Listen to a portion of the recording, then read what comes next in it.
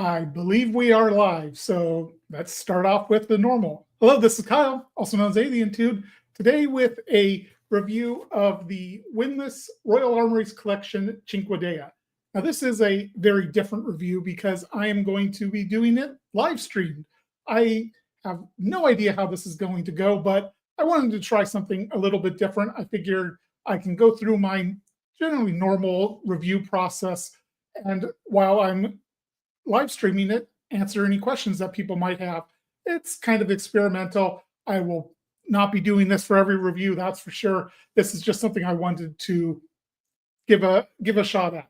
So when I normally do my reviews, I'm recording ahead of time. I can edit out stumbling over words, pauses while I'm thinking of the next thing to say, that kind of thing.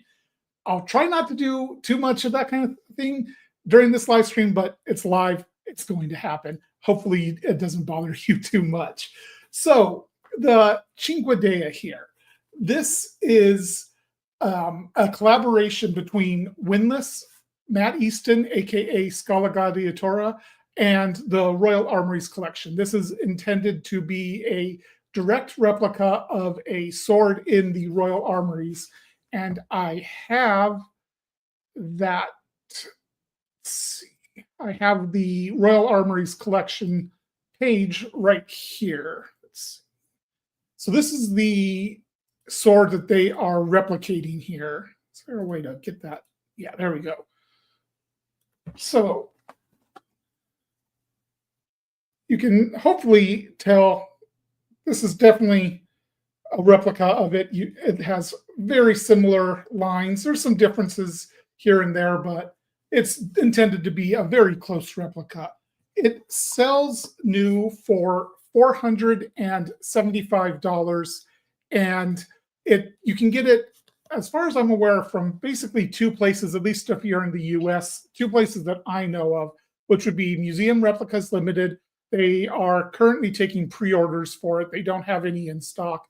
And then the other place you can get it is Kult of Athena, where they do have it in stock. I believe I put links in the description to both of those sites where you can buy it if you want to buy one of these. The Kult of Athena link is an affiliate code, so I do get a small kickback if you use that link, just so you're aware of any kind of kickback I get.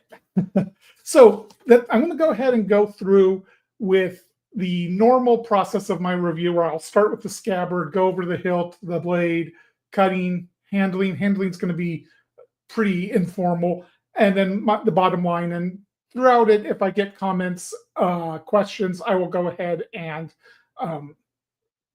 bring them up, respond to them, that kind of thing. Maybe make this a little bit more interactive of a review than my normal ones. Or it could be that I'll just be talking to the camera. Almost nobody will comment, and it'll end up just being a little bit less refined review than my normal ones. I have no idea. So the scabbard that this comes with, this is a wood core scabbard. It is very simple. It has one riser or suspension point right here. I think that if you put a belt right here, it would help it from sliding up, or if it was right here, from sliding down. It has what looks like bronze shape. It could be brass. I don't really have a good way of knowing what the difference is. And a stitched, the leather is stitched down the back of it, if you want to call it a back. There's not really a back or front on this kind of scabbard. The fit is decent. It's not great. If I hold it upside down, it slides out pretty easily, but it has good enough retention. It fits decently enough. It is wood core. And overall, for sword under $500, it's a good quality scabbard. The leather feels good, and it's a nice thing to have added to it. Some people don't value scabbards pretty much at all. I happen to think swords aren't really complete without a scabbard. So most of my collection, like you can see back here, swords that are not in scabbards, eventually they're going to get scabbards. It's extra cost. But the scabbard on here is a very plain but functional one, and I like it. It's a good addition to the sword without driving up a huge amount of cost by making it more decorated, more fit to the sword, all that kind of thing. let's move on to the hilt here.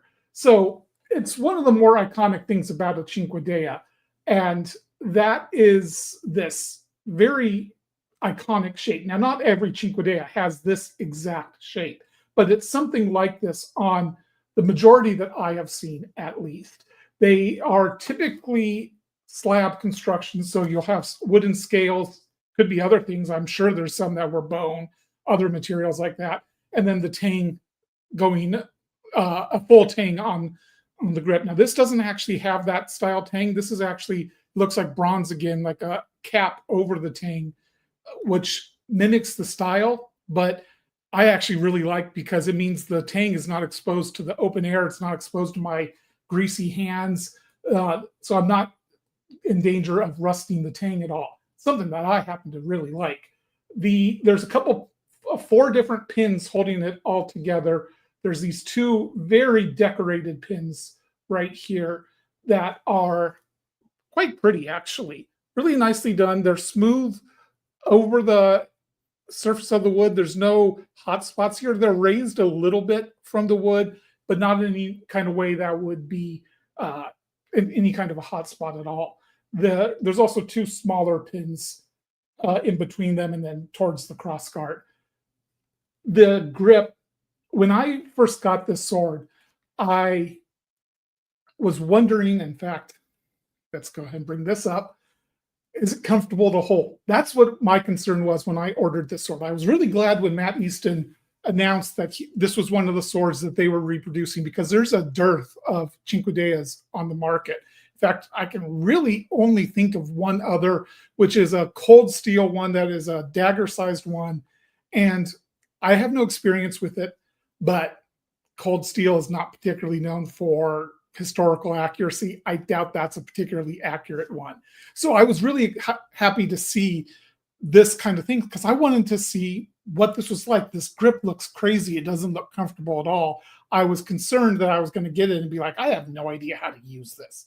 Well, when I got it, I was like, okay, well, this feels good. There's no hot spots. All the corners are chamfered over very nicely. Even these spots right here that look pretty sharp actually aren't. They don't bite into my hand. They do dig into the hand a little bit, but they don't really bite, and they don't hurt in any way when I'm gripping it, swinging it, anything like that.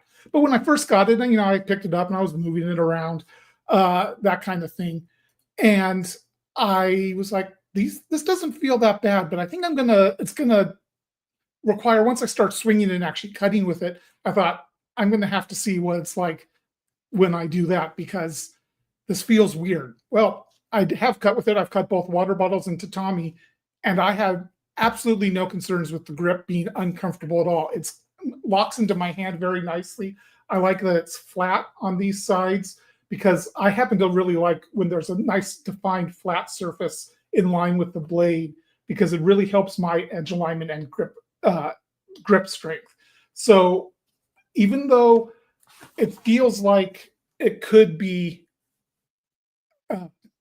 painful, it's not.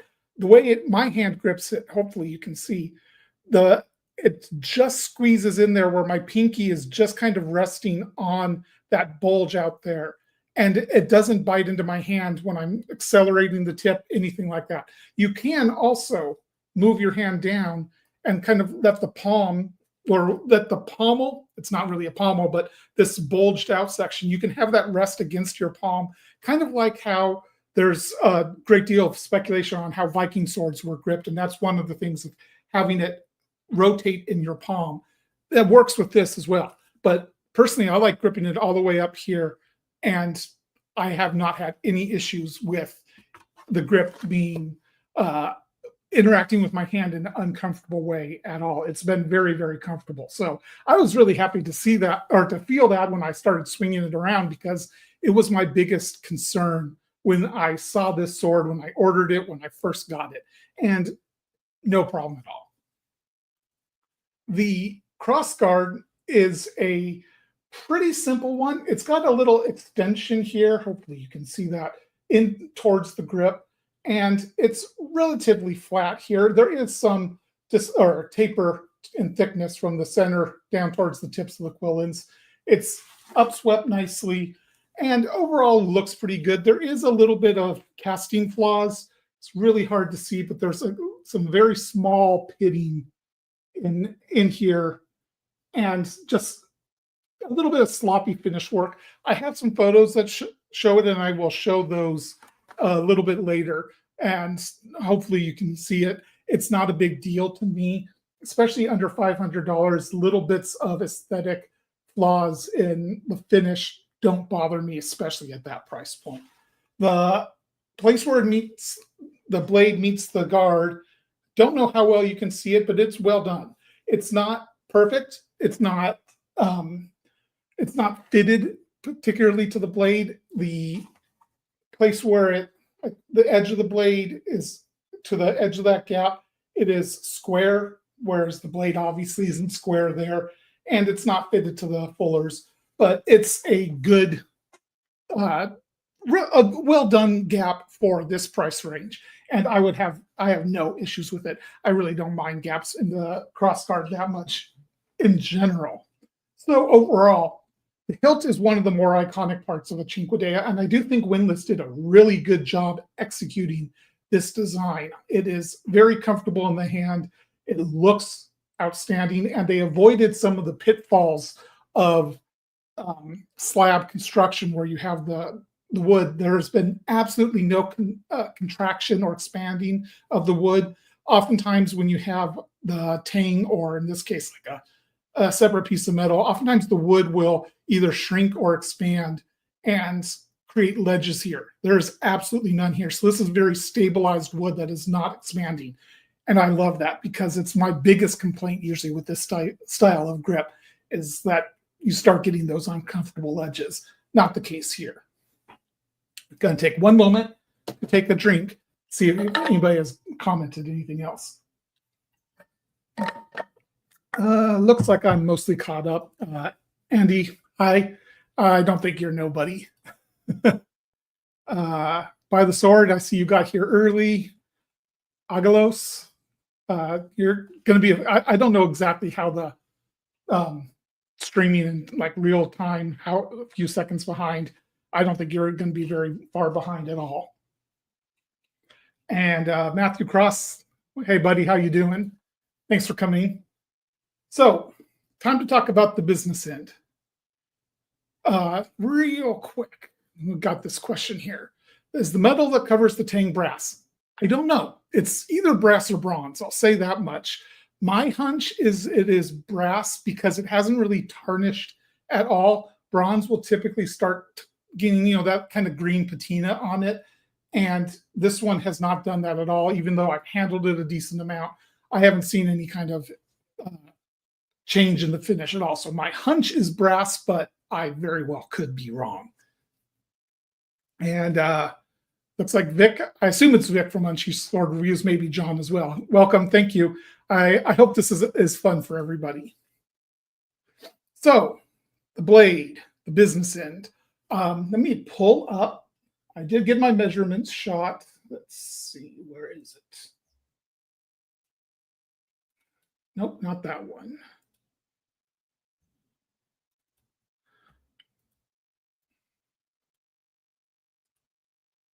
Percent.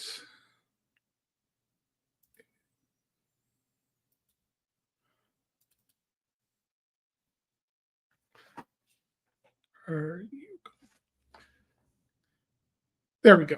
All right, so there's my measurements here. So first thing that strikes me about this blade, other than the obvious, the fullers, the fact that it's a very wide blade. I mean, there's a reason some people call these pizza swords or pizza cutters or pizza slice, that kind of thing, because you can imagine using it to pick up a piece of pizza and deliver it, take it out of the oven. But the thing that really struck me about it is the distal taper. There's not a ton. It starts pretty a decent thickness at 4.7 millimeters. It's not crazy thick by any means, especially for a later medieval. And actually, this is more of a Renaissance sword. Oftentimes, swords of that era started considerably thicker. But with the wide blade, you can't really be too thick, or you're just going to have a honking amount of metal, and the weight is going to be outrageous. So it starts at 4.7 millimeters, thins pretty quickly in the first 6 inches, then does very, very little tapering through most of the blade until towards the end. It does taper down to about 2.7 millimeters at towards the tip. It's a very rigid blade. You'll notice I don't have the center of percussion on there because I really can't find it. It is so rigid that, I tap the bottom of it and it vibrates so little and for such a short amount of time, I can't really pinpoint where it that percussion point is. So, am I seeing that the fullers go all the way to the tip? Yes, you are. I don't know how well the camera is going to pick that up. Let me stop presenting here. There we go. It's hard to see, but like I said, I do have some pictures that I will start a slideshow at some point showing the different pictures. But yes, the fullers go all the way throughout the entire blade, and that's what they do on the original as well. It's a really interesting geometry that I don't think I've seen on any other sword, but seems to work well for this one. So this is a windlass sword. It's got windlass flaws. If you're familiar with windlass, you're probably already familiar with what I'm talking about. There's a good amount of waviness to the lines. The fullers are, well, they're crisp. They waver around quite a bit. The central fuller here, it terminates in a little bit wonkily, not perfectly centered on the blade. The biggest issue is the rippling on the blade, and I don't really even mean normal rippling. I mean right here. There is a noticeable dip in the thickness of the center ridge right here. And then it swells back out just a little bit. It's enough where if I'm looking at it in the right light, it's very visible. If I run my fingers like I just did, you can feel that. And it's just the center ridge, not the outer ridges. Just that center one is there. I haven't noticed any problems with that, but it is something of a concern because it is a very noticeable dip in the blade. But like I said, I haven't noticed any problems. Whether or not that would cause issues in durability or anything like that, I would have to leave that up to somebody like Matthew Jensen to destroy one of these. And I'm not going to send this to him for destruction because I paid up $500. Well, I actually got it on sale at one point, but I'm not having a $500 sword destroyed for science. That's not my thing. So, Vic, I'm going to get to handling in a couple minutes here, so we'll talk about that later. Ryan, thanks for joining.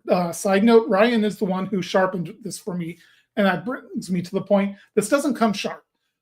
The agreement between Windlass and Royal Armouries, and I assume Matt Easton there also, is that these come blunt, and Windlass is not allowed to sharpen them, from what I understand. So normally Museum Replicas Limited will sharpen swords if you buy from them.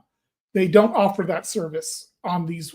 And from what I understand, it's something to do with being able to sell them at the actual Royal Armouries in England. I don't know the details there. Something I think I recall from one of Matt Easton's videos about it. But they don't come with your typical windlass 2 millimeter thick edge, anything like that. These are almost sharp. They come to a very refined edge that just needs that final sharpening put on them. And it's sharp enough on some of these models. I know Matthew Cross has sharpened another Royal Armoury sword for me that I reviewed 2 years ago, somewhere around there, where he thought it was just out of the box, sharp enough to possibly even cut Tatami with. So while they are not sharp, they are not blunt. I would say they are unsharpened, but ready to be sharpened. So, a couple other things. The original has this little mark right here.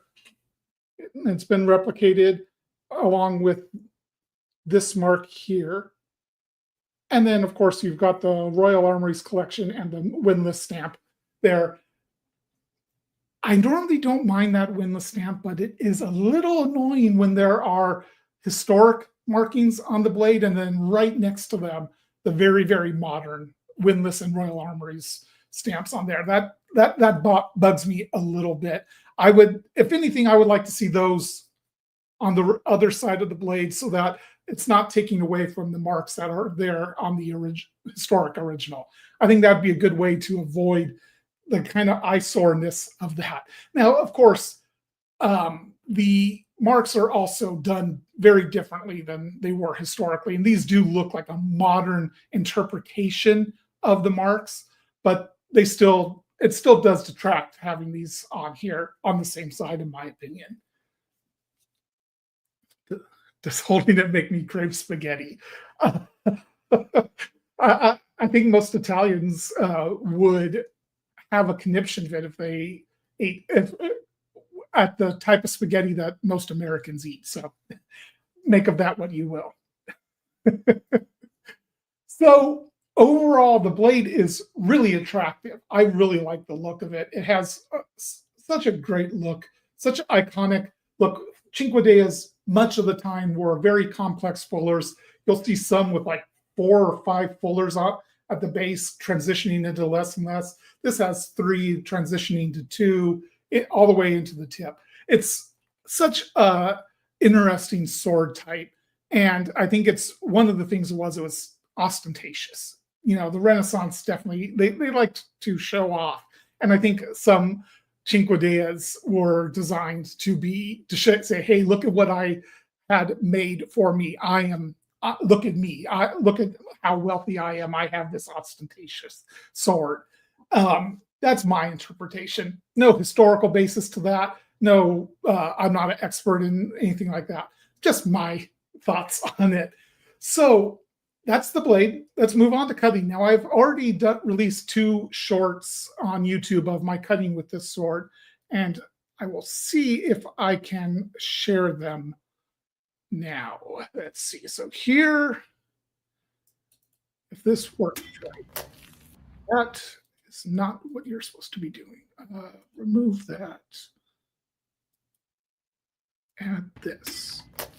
So this is cutting water bottles. And this was after Ryan sharpened it for me. And I have to say, it cuts water bottles beautifully. Some very, very clean cuts here. Singing through. It has a very nice ring to it when it cuts. You could hear it right there, in fact. It delivers some really, really excellent cuts. I didn't do any big, heavier water bottles. I mostly was focusing on lighter ones. I was trying to focus on edge alignment and technique here, and I was okay. Not the best, but I did do a couple of ones. You saw there's a little bottle there that was a little bit thicker of plastic. Went right through the milk carton, no problem at all. And like I said, the hilt, absolutely no issues with discomfort at all. I really enjoyed cutting with it. And then the other day after I did the tatami cutting on my double cuts, where I failed on my competition video series, I had on the double cuts, I had a lot of tatami scraps because I failed. I failed at my double cuts consistently. And so I was like, I have all these scraps. I could cut with the long swords, but I was like, I want to give the Cinquedea a try. So I said, I'm just going to go ahead and use the Cinquedea for cutting some tatami. And let me pull that video up. So this one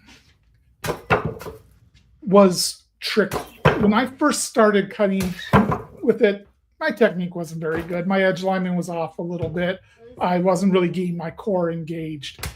And it was mostly bashing the targets. But then I started, I started over-rotating my core. And you can probably see that some there where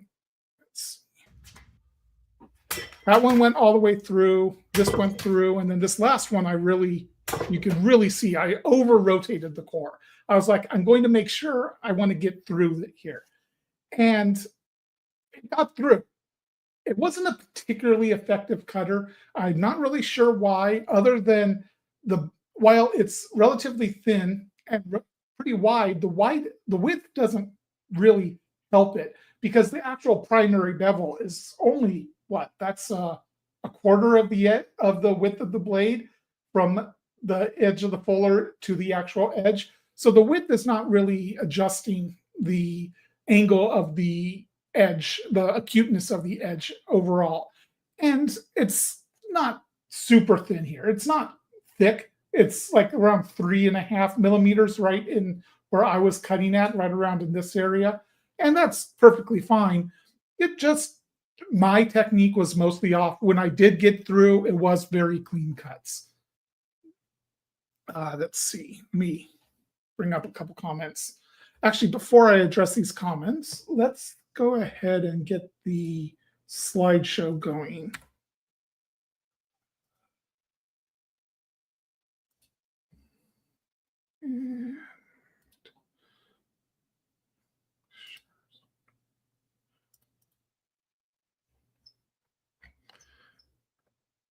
There it is.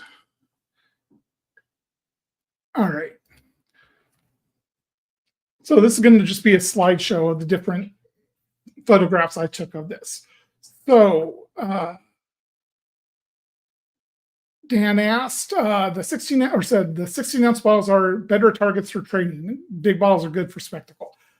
I agree with that mostly. Bigger bottles, I find, to get good clean cuts require more speed of the sword. With really light, thin water bottle, you can go pretty slow and get good clean cuts. With those bigger, like the 2-liter bottles especially, they require a bit more oomph behind it. And if you don't have good edge alignment, it goes flying rather than being silent. It's a lot harder to get silent cuts with them than it is with the small bottles, in my experience. And then not milk cartons, but milk jugs, the gallon milk jugs are very easy targets to cut through because the plastic is super soft and there's a lot of weight holding it down. And then the paper containers, like the paper milk containers or paper cups, that kind of thing, are really important. Or the edge sharpness is the most important thing there, because if the sword's not sharp enough, it's not going to deliver a clean cut. Ryan said the sword was not difficult to get sharp. The tip was different from other generic hero swords, as it has the fullers running all the way through. Yeah, I can imagine that. The tip definitely would, I would imagine, would be the most difficult part to sharpen and keep the geometry good. And I think you did a great job, Ryan. It's very, very sharp. It looks great still. What's the approximate weight? I do have my the measurements. I put it up on screen for a little bit. I also have it in my measurements photo gallery, which is linked in the description. But let's see. Let me find my measurements. It is, if I can get it to show, 2 pounds, just under 4 ounces. So not heavy. But that is a good time to talk about handling. So I'm not going to be doing a live handling impression. I don't have room in here. My voice would, I'd be too far from my microphone. But you can see, hopefully, it's balanced around 5 inches from the guard, which is quite a ways out on a 27 inch. What was it? I closed the measurements already. 25 3/4 inch blade.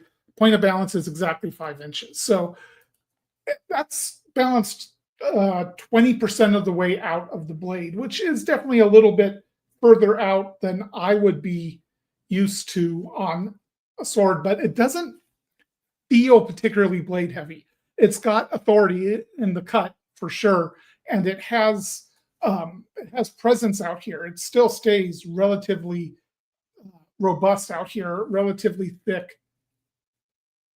Let's see.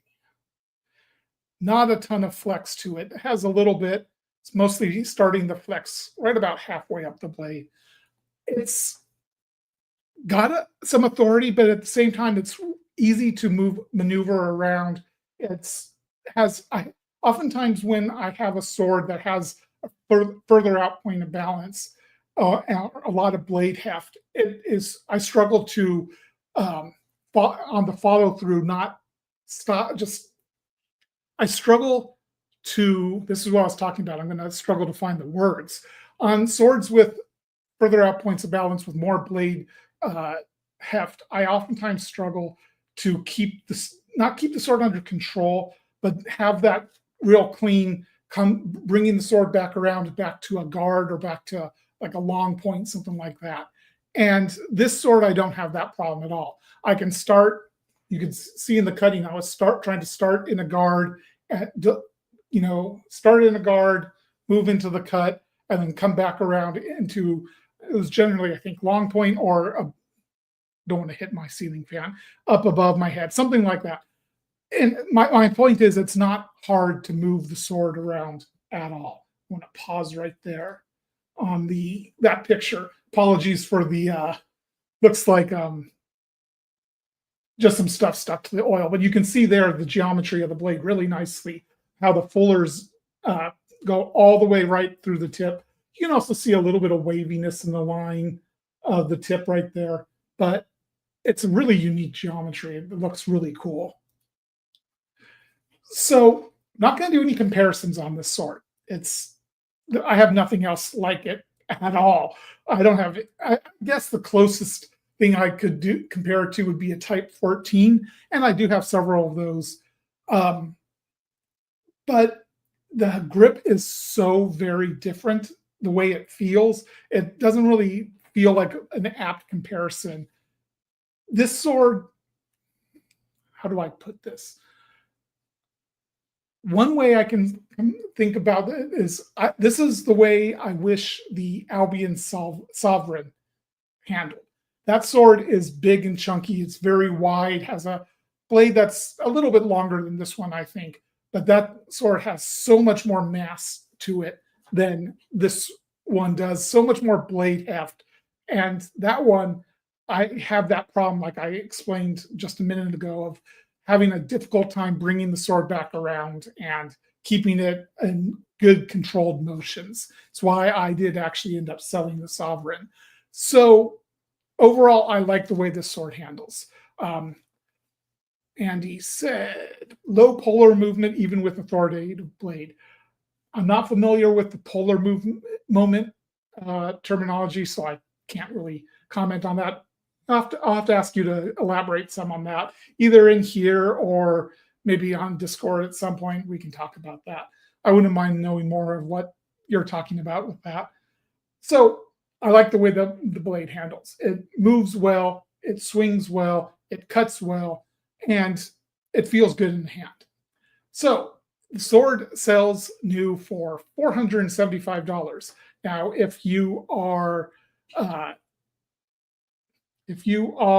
able to keep an eye on museum replicas and look for coupon codes, you can get it for less than that.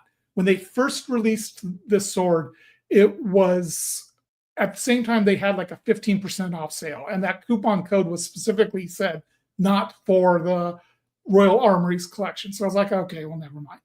And like 2 weeks later, they had a different sale that was 20% off, and it included the Royal Armouries collection. So I jumped on it and I got like almost $100 off, somewhere around there. So you can absolutely find this for less than the $475. Museum Replicas puts sales on pretty regularly. Most US holidays get a sale. There will probably be one for 4th of July, I'm guessing. I don't know exactly, but keep your eyes out. You can find it for less than the $475. But even at $475, that's what I'm going to say is what the price is. Is it worth that price? And my answer is absolutely yes. And there's two big reasons for that. First, there's no other Cinquedea on the market, really. I mentioned it. There's the cold steel one. I assume Topeka has one as well, but that's not a competitor to this. And neither really is cold steel. That's, like I said, it's a dagger-sized one. I don't think it's really an apt comparison. So if you want a Cinquedea, this is really your option, that or a custom. And there's not very many people making custom Cinquedeas out there. The fullering alone has got to be daunting for a bladesmith. Really, the only person I know of who's available and probably would be able to make it in a short, I say short, in a reasonable time frame that is not going to be charging you an absolute arm and a leg would be Brian Curse. And he absolutely is capable. He's made some really great looking Cinquedeas. If you're not familiar with Brian Curse, absolutely look him up on Facebook. He is well worth your time. But all that being said, again, if you want a Cinquedea that is not going to set you back $1,000, $2,000, this is your only option, frankly. So and the thing is, it's a good option. This is a good sword at $475. Now, you do have to be aware, Windlass is known for not particularly great quality control. There's flaws in their swords, and even, I have that. This one has that dip up in the blade right up here.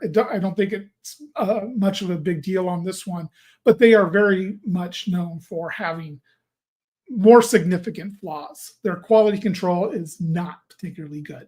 So that is, if you're going to buy one of these, I would recommend buying it from Museum Replicas over Kult of Athena, because Museum Replicas has outstanding customer service. I have never had any kind of issue where they do not immediately take care of me immediately. They are outstanding. I can't say the same about Kult of Athena anymore. They are a little more, they are more forgiving of flaws in the blade than I think sometimes they should be. I'll put it that way. So, and plus, if you buy from Museum Replicas, you can get that, you can find a coupon code when they're having a sale. So the other reason I think this is absolutely worth it is it's just a really good sword. It's a lot of fun to use. It is very attractive. I think this is one of the more visually eye-catching swords in my collection, especially with the hilt combined with that wide blade, the fullers. It's just such a unique sword, and I'm really glad that this is an option now, because for so long there weren't any options for Cinquedeas. Ryan says that Nicholas Cocchiolo, I'm butchering that, I'm sure, will also make it. Yeah, he's a custom maker who absolutely could do it, but yeah, it's not going to be cheap. There was another one, somebody who made one, his name started with a U. He made one of the most beautiful swords I've ever seen. That was a Cinquedea, and I cannot remember his name, but that thing would have been probably approaching 10 grand, if not more. So that's not even really in the same conversation as this. So yes, this is absolutely worth the asking price of $475. I think it is an excellent sword with some flaws, but still an excellent sword. And I really enjoy owning it. It's got a pretty much a permanent place in my collection because it's such a unique piece. So that's pretty much it. That's my review of the sword. I hope it has been interesting. I hope this live stream idea is entertaining. I might do this again sometime. I don't have a plan to specifically. I want to see how this does, how people react to it.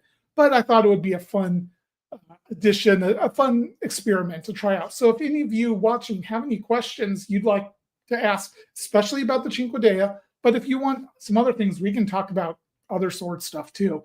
So feel free to do that. I'm going to take just a very short break to wipe down the blade because I've been touching it with those greasy fingers I mentioned.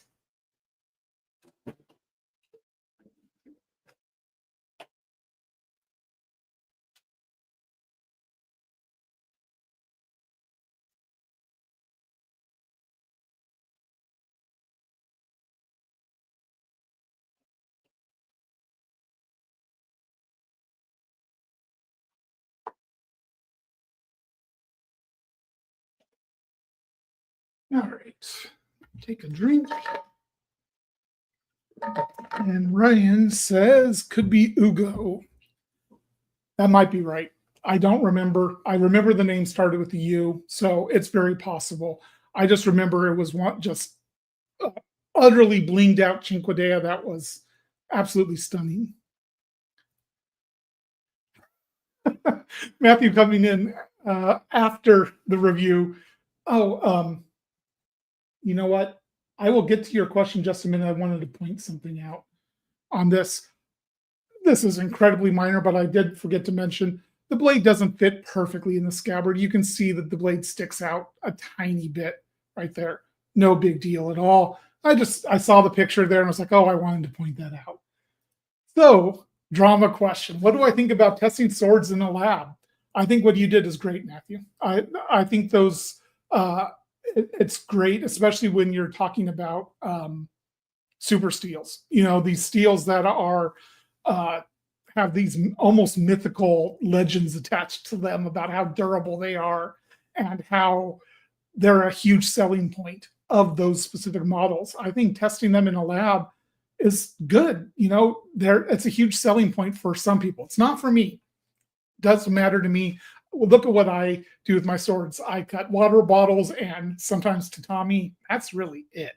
I don't need a super steel. It's just not going to matter to me. So it's not a selling point to me, but there are a lot of people who, you know, S5, S7,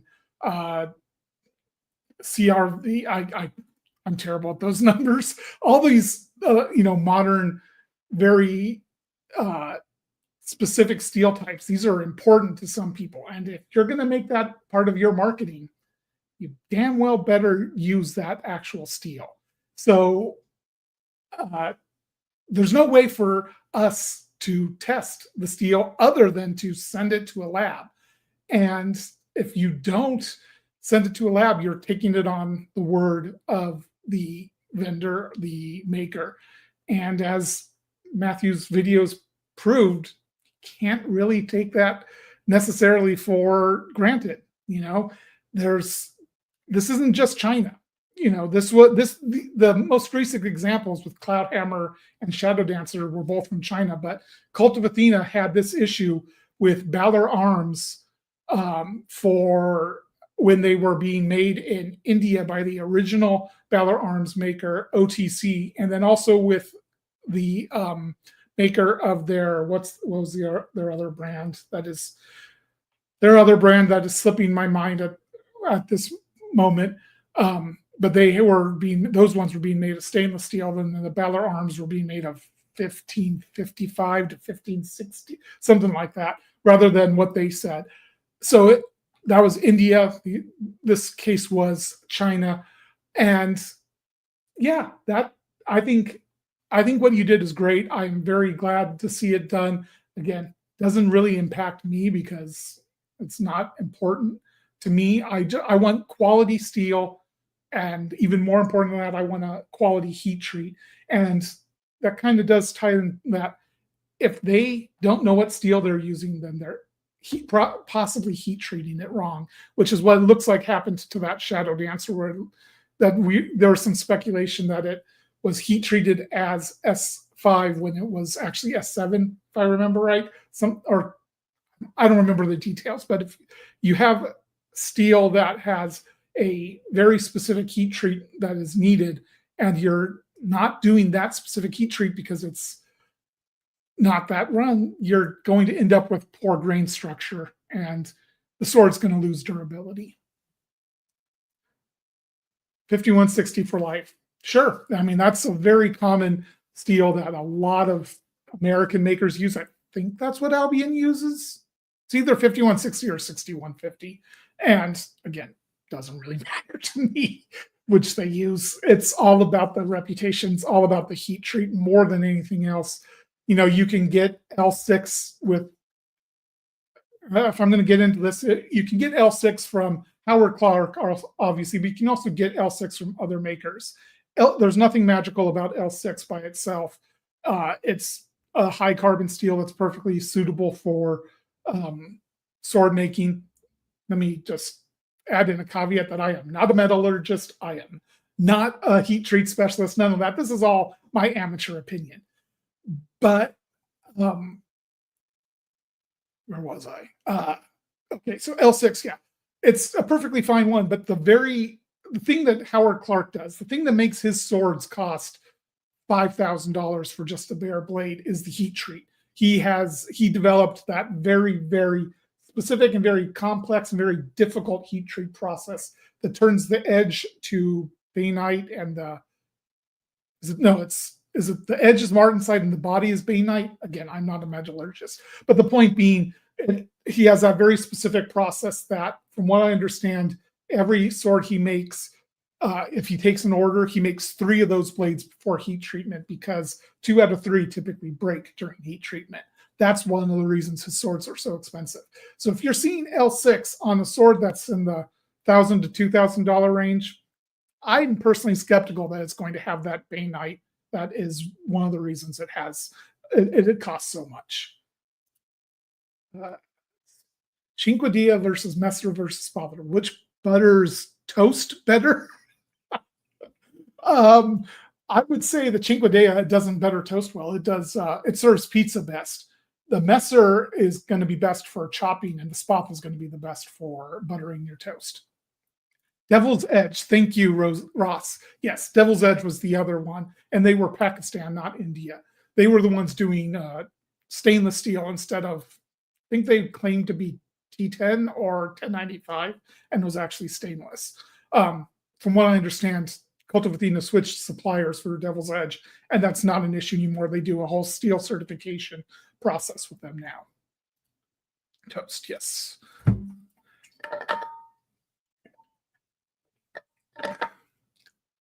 So that was my take on the bomb that Matthew Jensen dropped on the sword community recently. Do you think it would be possible to remove the Windlass text /stamp? The more I look at it, the more it bugs me. I get that. Trust me. Like I said earlier in the review, it really bugs me next to the historic marks on there. Would it be possible to remove? Yes. Would it be possible to remove without taking a lot of steel off? I honestly have no idea. It is etched in there, I think, by it's either etched by a laser or some kind of stamp in there. I don't know. I've seen some people say that it's not that hard to remove the Windlass stamps. Also seen some people say it is a lot of work to remove those stamps. So I really don't know.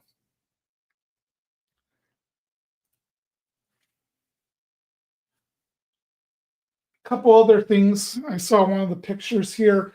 The finish work right in this part is easily the roughest part of the sword. Let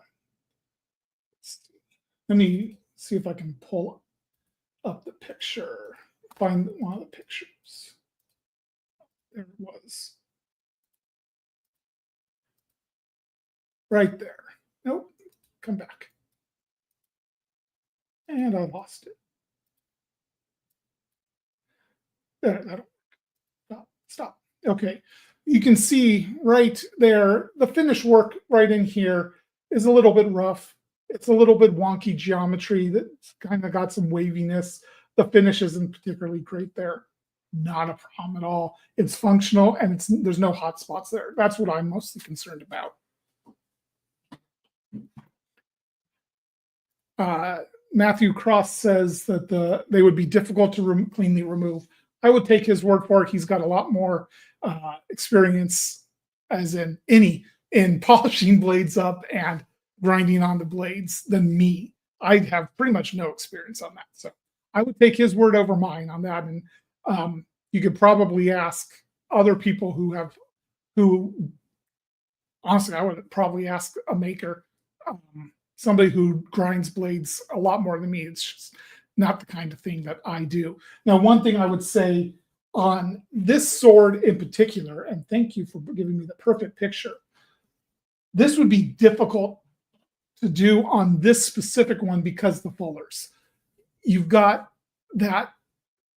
I don't know how easily it would be to evenly grind away. I don't think you'd be able to do that with a power tool because the guard would get in the way. So you'd have to be doing that by hand, probably.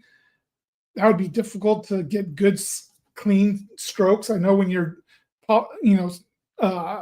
trying to clean up rust or just clean up the polish of something, you want long, smooth, even strokes, and you can't really get that there. And before anybody says, yes, I'm fully aware of the innuendo of that. Yeah, I think the folders would be difficult to it would make that a lot more difficult than some of the others where that stamp is on a flat surface.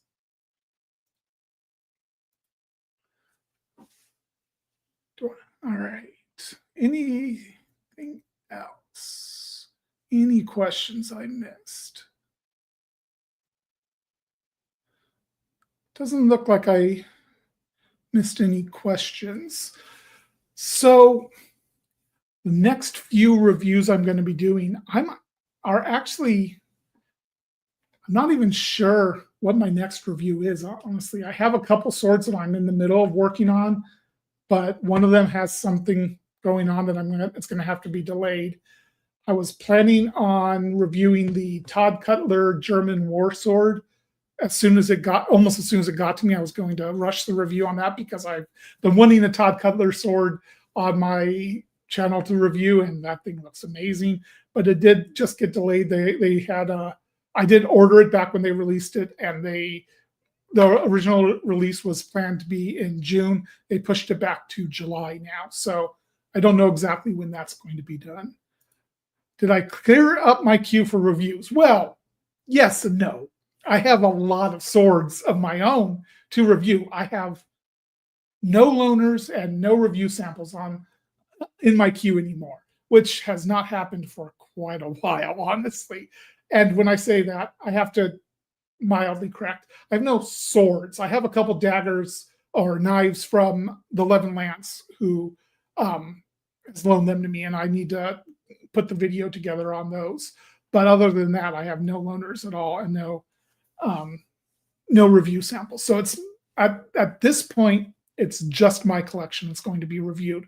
And one of the reasons I'm actually struggling on deciding where my reviews are going to go is most of my collection is higher end pieces, and I don't want a long string of high end pieces if I can help it. I like to break things up to have some budget, some higher end pieces, because not everybody can afford the higher end pieces, and there's nothing wrong with that.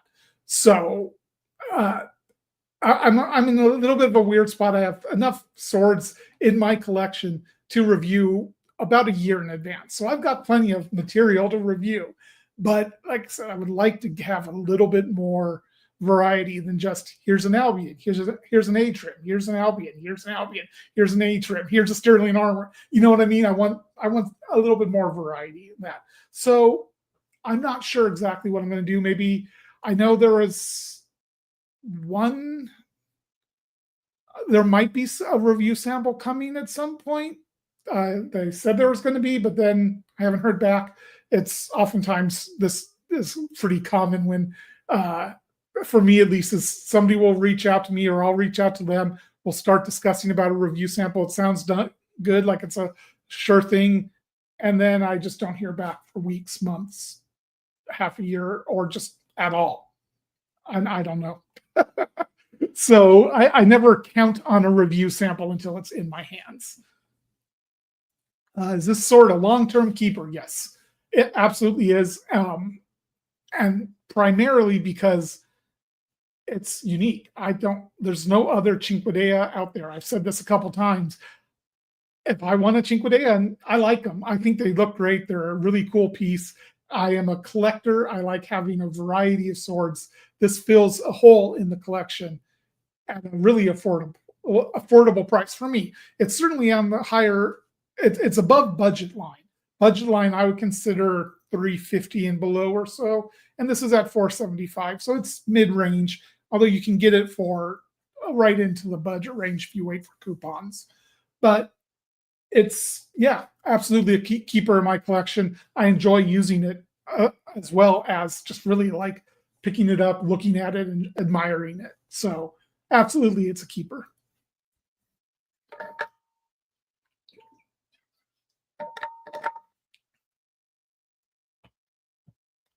So one other thing I'll talk about. I don't remember if I talked about this during my cutting sword competition. I decided I'm mostly going to focus on my HRM 18B.19 for the time being. While the Principe worked the best for me overall, it's just not quite as fun to use for me. And I wanted to go with the sword that just, when I pick it up, it just locks in and just puts a big grin on my face. And that's the more than any other of those swords, that Atrim 18B.19. I pick it up and it just feels right. Even more so than the Sterling 18C, which I have a ton of experience with at this point. And I know that sword really well. And the Atrim there's something about it that just fits me perfectly. So that's the sword I'm going to plan on training with in the next couple of months for Combat Con's open cutting tournament. And then we've got Fright Fight later this year. There might be a local cutting tournament in August at some point. So Fright Fight, then Valley of the Sun next year, I guess, would be the one after that. But my plan is generally to be using this Atrim for the foreseeable future, at least. And then I want to do the same thing with arming swords. I have the Sterling Armory custom arming sword. I have my Atrim 14.1. I have a Atrim 10A.5, and I am hoping to get a Valiant Armory Vision Milan at some point. And once I get that, and once I get them all sharpened up, I plan on doing the same concept with arming swords and run those probably those 4 swords through the similar video series. My arming sword is a lot weaker than my long sword, which is average, maybe slightly above average at best. My arming sword is below average. I'm not particularly good with arming swords. So that'll be an interesting one, but that's going to be a ways out because, like I said, I do want to get the Milan at some point before I actually do that video series. Definitely a less discussed aspect of cutting. I'm not the only one in my club who just finds the 18C blades not very fun. So I find the Sterling Armory 18C very, very fun. I really enjoy the way that one handles and moves and cuts. I like it a lot more than the Principe. And there are people who love the Principe. One of them is in the chat. Yeah, Matthew Cross. He absolutely loves the Principe. He is an outstanding cutter with it. Everybody has the swords that fit them best, and that's what was actually the whole point of that video series, was to find which sword really spoke to me the most and really made me want to use it the most. They are all outstanding cutters. Any one of those swords, the HM 18B.19, 12A.19, Sterling 18C, or Principe, I could take any one of those to a cutting competition, and any flaws, any failures in the cuts would be my fault, not the swords. The swords are all outstanding cutters, and it's all about, for me, which sword just feels the best in my hands and really gives me that sense of being an extension of the arms. And for me, right now at least, that's the 18B.19. 13.C is the most fun to cut with. So I don't remember if I've handled that one of yours. You'd have a better idea.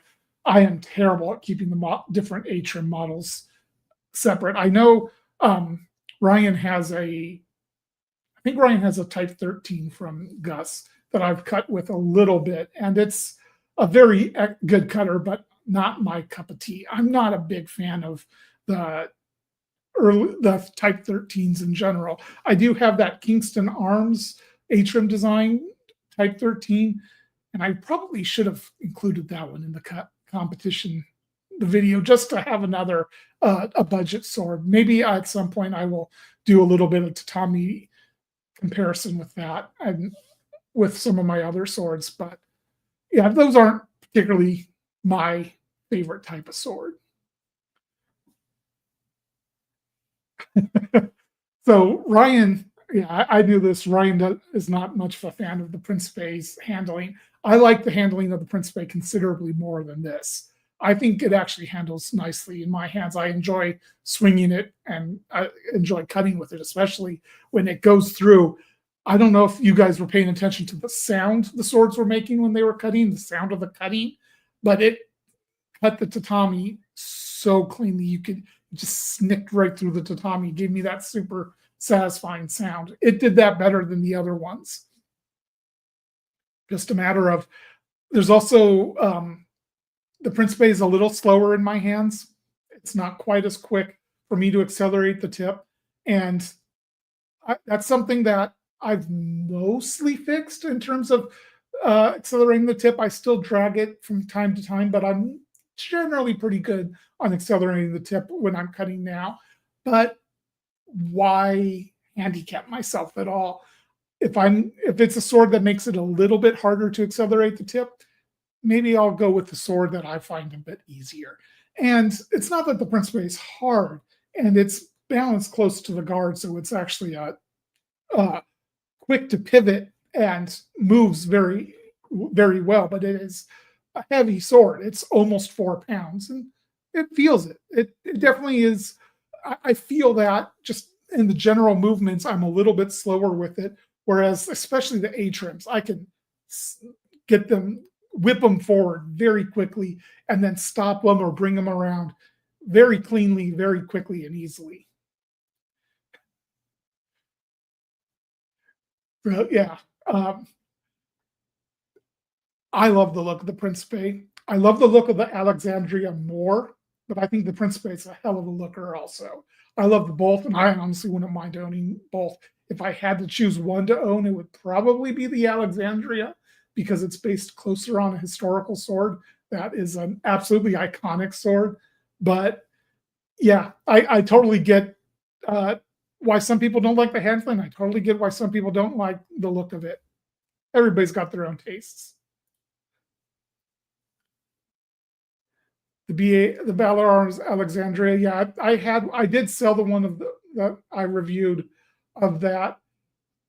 The edge on that one was very inconsistent for me. I think LK Chen was going through a period when I was getting, where I got several swords from of their Valor Arms swords that all had really inconsistent edges, if I remember right. The Italian longsword, the Kriegsmesser, and the Alexandria all had inconsistent edges. I think they fixed that, because I've gotten a couple swords like the Munich Town Guard, which has a very consistent edge. So I think that was probably something they were going through and that they fixed now. All right. If we want drama, Matthew Jensen started drama, not really started, but dropped a drama-based question in. We want drama. We can talk about the Messer from Incarius, because there's drama there. Let me stop this. So I did not review it. I got a refund for that sword, and I sent it back to him. Why? There was a crack in the guard right at the nagel, and it went all the way around the guard. And I looked at it when I saw it after it was subtle. My first impressions of that Messer were pretty favorable. But then at one point I was oiling and I was like, what is that? I kind of rubbed my fingernail. I was like, that's actually a crack. That's not a surface blemish. And then I asked for some advice from a person who is noted for his knowledge of historic swords and swords. I'm not going to name names because I don't want to get into, I don't want to throw anybody under the bus or anything. And this individual said, yeah, that guard needs to be replaced entirely. So I sent pictures to Incarius, to Rafal, and he apologized and offered to either replace the sword or refund. I decided on a refund. And then I had to hound him for the refund for a month and a half or so before he finally caved and refunded it to me. There's one other thing. The nagel looked like on the back of the nagel, the grip side, it had been welded onto the guard, and it was incredibly sloppy. And there's no reason for that, frankly. So I did end up sending it back to him. But here's the thing. This was a flawed sword. He agreed that it was flawed, that it was fatally flawed. He was going to have to remake it, the guard. After he agreed to refund it for me, before he refunded it, before I sent it, anything, the very next day, he posted pictures of it available to sell. And that's bullshit. That he did not have that sword. It was a fatally flawed sword. It was not ready to go. And he's trying to sell it to somebody without disclosing those flaws or anything. That's bullshit. You can't do that. There's also a couple other things like the buy knives. They got to me. They were both rusted up quite a bit. There's nothing about that. He offered me a $50 refund, and then before he issued that, because I would have had to hand that, I never even cleaned those up. I shipped it back to him with them still rusting because I didn't. After I saw the fatal flaw, he's, as far as I know, he's still trying to sell it. I don't know if he actually fixed it. I don't know, but the fact that he was trying to sell it after knowing there was a fatal flaw, he was trying to sell it as if he had it in his hands and it had not even left my house yet. And I was shipping it all the way back to Poland. That is just not cool. I do not trust Incarius anymore. I think he can make some great stuff, but his business practices are incredibly unethical.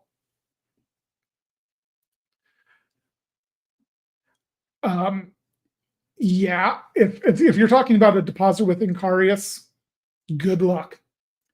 Best advice I can give you is if I would absolutely ask for a refund at this point, and then he'll promise you a refund, and then he'll drag his feet over and over and over for months on end. So here's what you do. This is what I did. When he said he'd give me a refund, I said, I need it by the end of the month. Full stop. End of the month came. I didn't get the refund. I told him, you have, I think I said 1 or 2 days. You have 1 day or 2 days to get me the refund that you agreed to, or I'm going public with all of this about you not refunding me like you agreed to do. And I had to still continue to harass him, and he wasn't going to do anything, I think, till I said, you have, the deadline is tonight. If you don't get it to me by this time, I'm going public. And then he did finally refund me. So for you, I have a platform. So I don't know. I'm sorry. I'm not familiar with you, Free State Fellow. I don't know if you have a platform where you can be as effective of a threat as that is for me. But if you're on Facebook, tell him I need a refund by X date, or I'm going to be posting all of this on my on Facebook, all the sword groups, and then follow through with that. Public shame seems to work on him. And I hate that this topic's come up because he is very talented. He's just one of the worst businessmen I have ever seen. And yeah, I think that's about all I want to talk about Incarius. I didn't even want to get into that much. But anybody else have any other questions? I'd like to leave in the stream on a slightly happier note than something like that. So,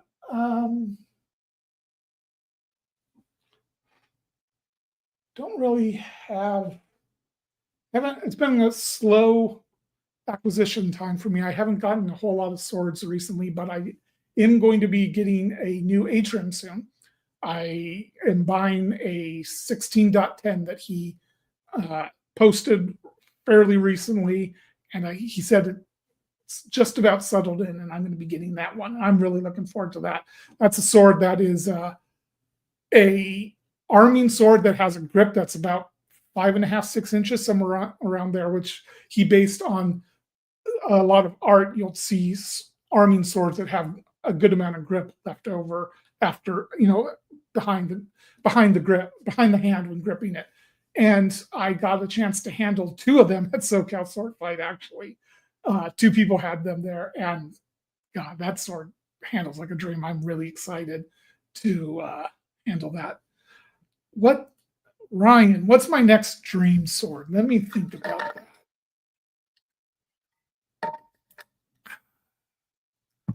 So there is a sword that I would love to own, and I will bring that up because it's for sale. Give me one moment. I would love to own this sword. It's by Mateusz Solowski, but it's also very expensive, and I don't have the money for it right now.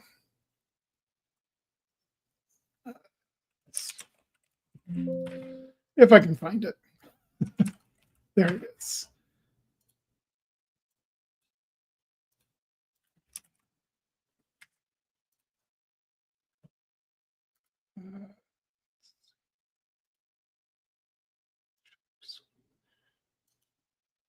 This sword right here.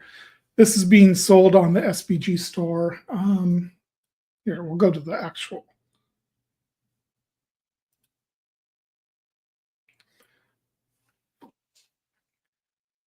I love this sword.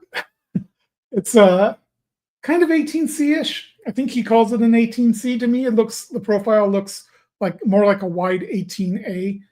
But man, Mateusz does such clean work. I love the details on this sword. I would love to own it. So, who knows if I get 3,500. I don't remember what's he selling it for.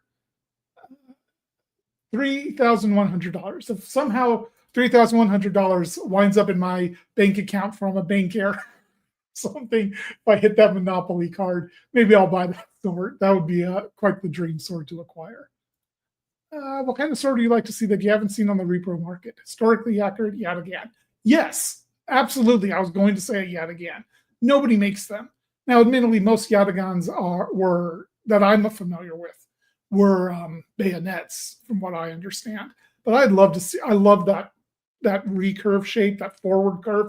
It's so beautiful. I would love to see a Yatagan. Mid-range sharp Shianova. Absolutely. That's another great idea. It's one of the reasons I'm so excited by the continued collaboration between Windlass and Matt Easton in the Royal Armouries, because Matt is doing such a cool job finding these swords that are unique and having them be reproduced by Windlass. So I would love to see them do a Shianova. That'd be an awesome choice. A sword you want to review but would never want to own. I'm going with katana here. There's a lot of katana that I would love to own or to review, but I don't know that I would want to spend like a Motohara Evolution Blades. I would love to see one of those and handle it and get a chance to use it. I don't think I'd ever really want to spend the $3,000 to $4,000 to get one and own it. But on the other hand, if somebody gave me one, I wouldn't object to that, and I wouldn't. It doesn't mean I wouldn't want to own it. So I don't know if that's really that great of a one, but that's the first thing that comes to mind there. Love the 16.10. Yeah, I believe it. Okay, so the Atrim sword model names. So you have like this right here is the 18B.19 that I've been talking about. 18B means that in Gus's mind, this is an example of an 18 Oakshot type 18B. To me, his 18Bs don't really look like 18Bs, but that maybe this wasn't the best choice to grab. But the 12A, the 18B, the 16, that's referencing Oakshot's typology. So, and then you have the .1, .2, .19. That's his model number of that. So he's theoretically made 18 other 18Bs before making this specific configuration of distal taper, width, thickness, length, all that kind of stuff. In fact, he's got 18B.23. I don't know how many it goes up to, but those are his model numbers. So the 16, the 18B, that kind of stuff, that's the Oakshot typology, and then the dot number is the model, the iteration, kind of. That Westmean Brian Curse Gladius that did the tremendous mischief. I would absolutely review that. And speaking of, that's something I haven't thought of. I do have a Brian Curse sword somewhat on the way. He's making a scabbard for it. I know he's got some life issues that are slowing him down right now, so it might be a while. But I do have a sword from him coming soon. That I'm looking forward to that quite a bit. But absolutely, I'd be definitely interested in doing that. West Beam, I have a little bit of experience. I have one West Beam sword in my possession, or that I own right now. I've had a couple knives, and then Brian Kersey had a one of the first swords he ever made. It was a Celtic sword that you could tell was one of the first swords he ever made. It was not particularly refined, but yeah. Dan, if you want to loan that to me, I would absolutely review that. That'd be a fun one to review. And I think we're going to call this their hour and 15 minutes. That's a good long live stream, much longer than the review, but hey, we had some fun. And all right, one more from Ryan. Messer or Falchion? Falchion. I like Messers. I like Falchions more. It's that classic, iconic medieval look that speaks to me just a little bit more. On the other hand, I do love the added complexity of the hilts on Messers usually. So kind of a give and take, but I think Falchion in the long run. Oh, okay. Never mind. Military base in Florida. Okay. Well, oh well, shame. But I wouldn't mind owning that Claudius. I know you thought it's cursed to you, but it wouldn't be cursed to me. So thank you to everybody for coming and seeing this live stream experiment, asking questions and participating. It was a lot of fun. Like I said, I don't know if I'll do this again. I'm going to see if there's reactions. If you have any more thoughts, anybody who's watching this after the live stream, feel free to leave comments on if you liked this format, if you didn't. It's just something I wanted to give a try to and see how much fun it would be. Anyways, until next time, Alien 2 out.